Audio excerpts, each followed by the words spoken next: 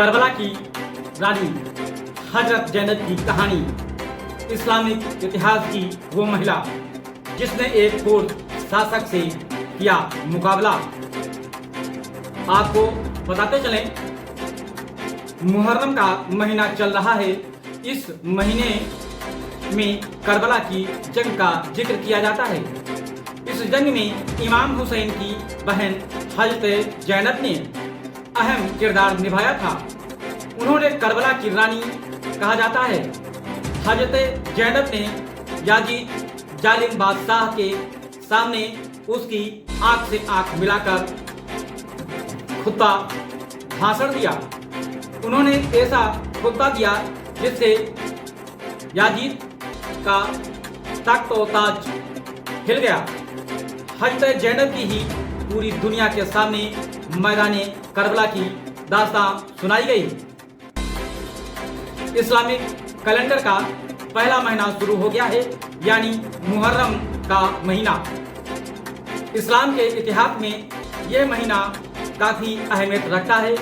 एक ऐसी तारीख को बयां करता है जो बताता है कि इस्लाम ने कैसे जुल्म के खिलाफ खड़ा होना सिखाया, सच और इंसाफ के लिए अपनी जान की भी परवाह नहीं की। मुहर्रम के महीने को करबला की जंग के लिए याद रखा जाता है। एक ऐसी जंग जिसका जिक्र करने पर भी आज भी आंखों में आंसू आ जाते हैं। लेकिन आज या पहले हम आपको बताएंगे कि करबला की जंग क्या थी, यह क्यों हुई। वही हम बात करेंगे कि जहां इस जंग में पैगंबर मोहम्मद के नवासे इमाम हुसैन के साथ ही पैगंबर मोहम्मद को खानदान के कई लोग शहीद हुए, वहीं कैसे इस्लाम की बेटियां यानी महिलाओं ने जंग में अहम किरदार निभाया। हजरत जैनब के एक खुलासे ने कैसे याजीद जालिम बादशाह के तख्त ताज को हिलाकर रख दिया था। हम जब भी करबला की जंग का जिक्र करते हैं तो इमाम हुसैन और उनके साथियों की शहादत को पढ़ते हैं। कैसे वो याजीद जालिम बादशाह के जुल्म के खिलाफ खड़े हो गए। अपनी जान की परवाह किए बिना उन्होंने उसके खिलाफ आवाज बुलंद की। वहीं इमाम हुसैन की बहन हजरत अली और बीबी फातिमा की बेटी हजरत जैनब ने करबला की जंग में भी किरदार निभाया, जिसके बाद ही करबला की हकीकत पूरी दुनिया तक पहुंची। हजरत जैनब ने एक जंग क्या रोल अदा किया, यह सीधे सीधे बता दें। पहले यह जान लेना जरूरी है कि यह जंग क्या थी और वह क्यों हुई थी। जी हाँ, क्या है दास्तान करबला, इसके विषय में हम आपको बताते चले कि इस्लाम धीरे धीरे फैलता गया। पैगंबर मोहम्मद की दुनिया में जाने के बाद खिलाफत का सिलसिला शुरू हुआ। करबला की जंग होने के पीछे वजह आसान शब्दों में समझे तो यह सत्ता की भूमि शासन हासिल करने का लालच ही था। करबला की जंग 10 मुहर्रम 61 हिजरी 680 ईस्वी में इराक के करबला नामक स्थान पर हुई थी। याजीद चालाकी और गलत तरीकों से खलीफा बन गया था।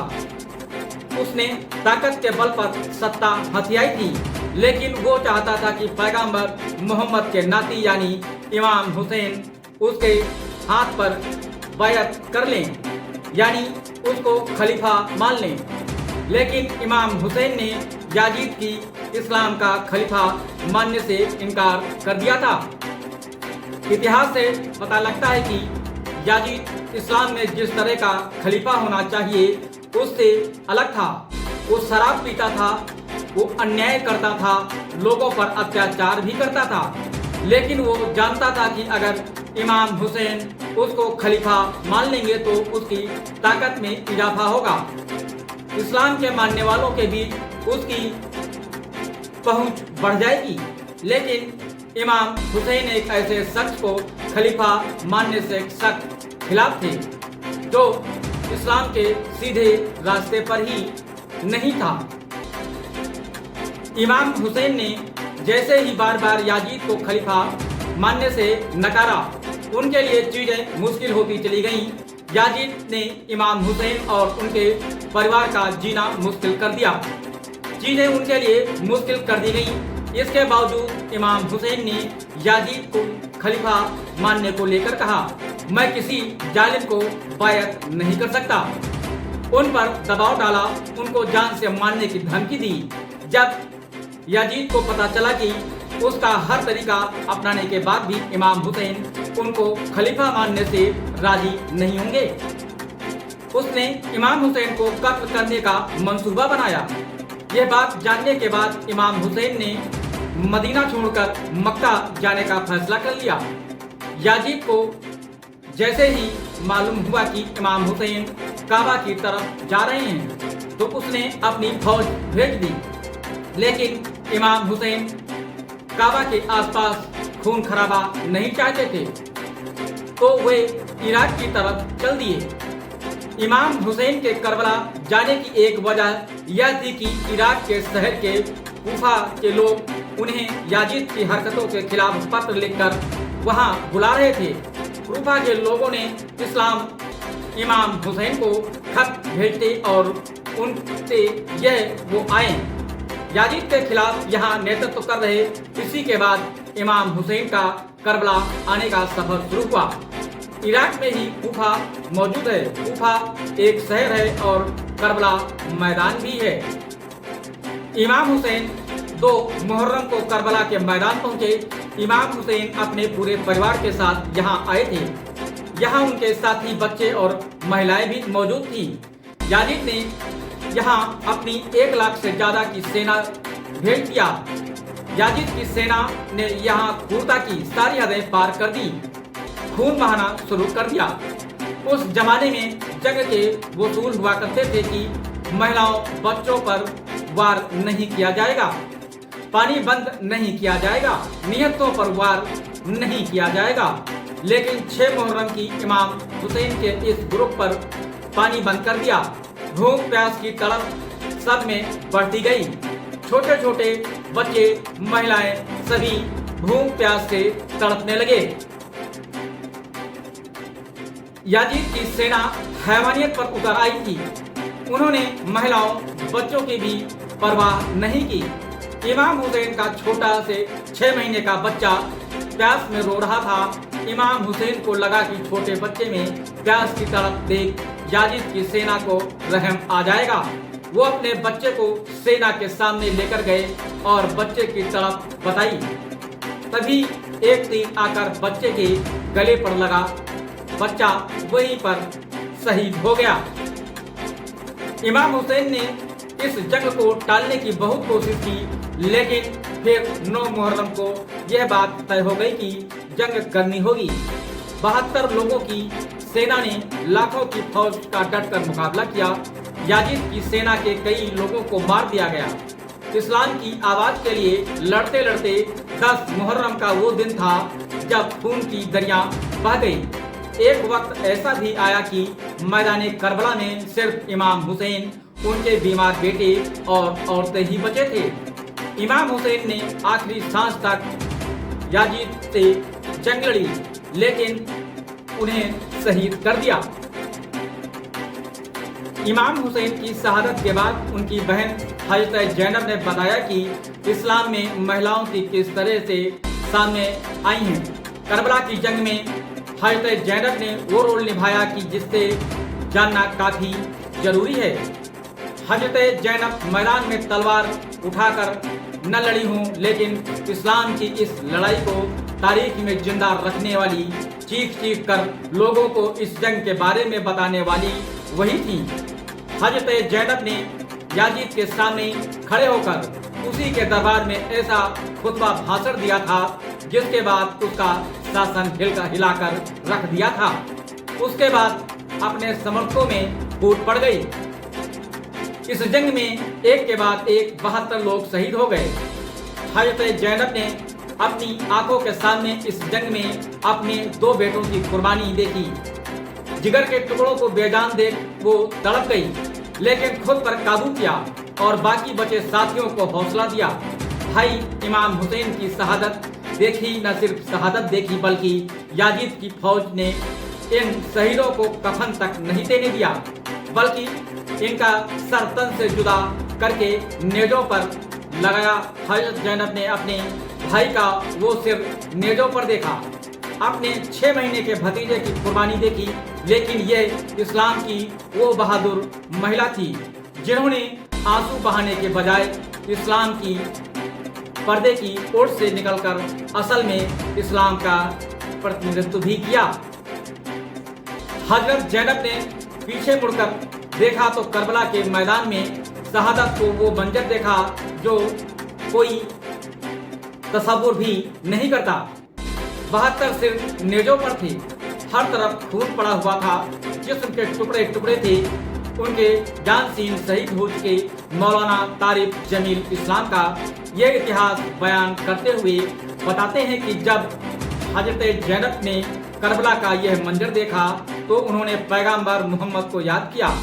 उन्होंने कहा कि यह रसूल आज तेरे हुसैन की बारात है, उसके साथ आज 72 बाराती हैं, वो घोड़े पर नहीं नेज़ों पर सवार हैं। आज तेरी औलाद कत्ल हो गई, तेरी बेटियां कैद हो गई। करबला की जंग में मर्दों को कत्ल करने के बाद महिलाओं को कैद कर लिया गया था। उन सबको कैदी बनाकर कूफा में घुमाया गया। मौलाना तारिक जमील बताते हैं कि महिलाओं को कैद किया, उनके कानों की बालियां तक खींच ली गईं। इसके बाद उन्हें इसी हालत में दमिश्क ले जाया गया, उनकी परेड कराई गई। जिस आबादी वाले इलाकों में काफिला निकला वहां हजरत ज़ैनब चीख चीख कर लोगों को करबला के वाक़यों को बताती रही। मर्दों के कत्ल करने के बाद याजिद ने काफी बची औरतों को कैद करके अपने दरबार में लाने का हुक्म दिया। इस लोगों के कैद करने की करबला से कूफा और फिर कूफा में दमिश्क लाया गया। इन सभी के हाथों और पैरों को जंजीरों से बांधा गया। भूख प्यास की तड़प भी अपने करीबी लोगों को आंखों के सामने शहीद होता देखा। साथ ही उनके काफिले के साथ उनके अपने करीबी लोगों के सिर नेज़ों पर थे।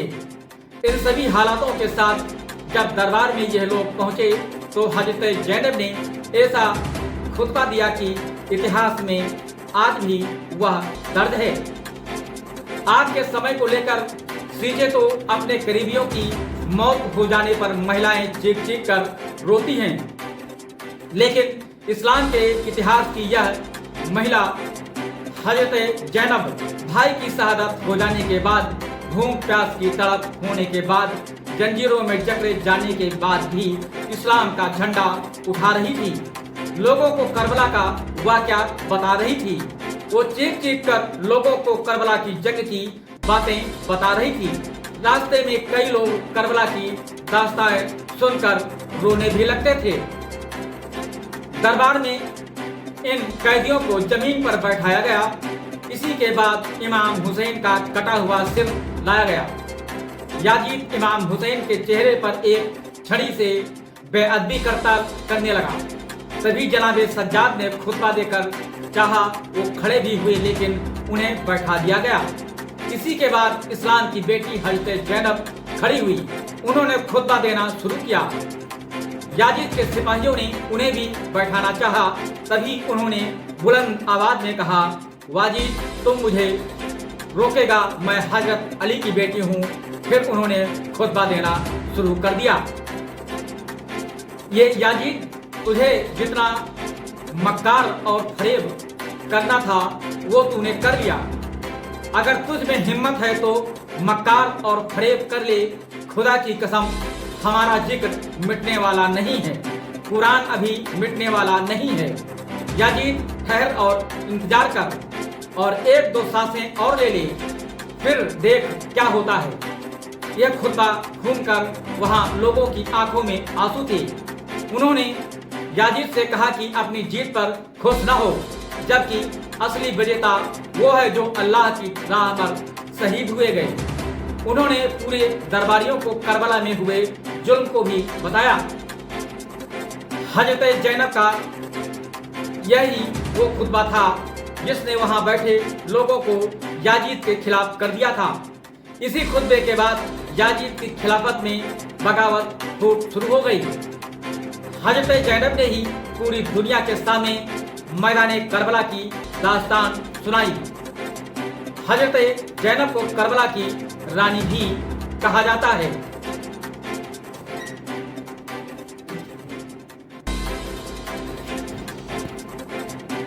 नमस्कार, आप देख रहे हैं अब तक टीवी चैनल।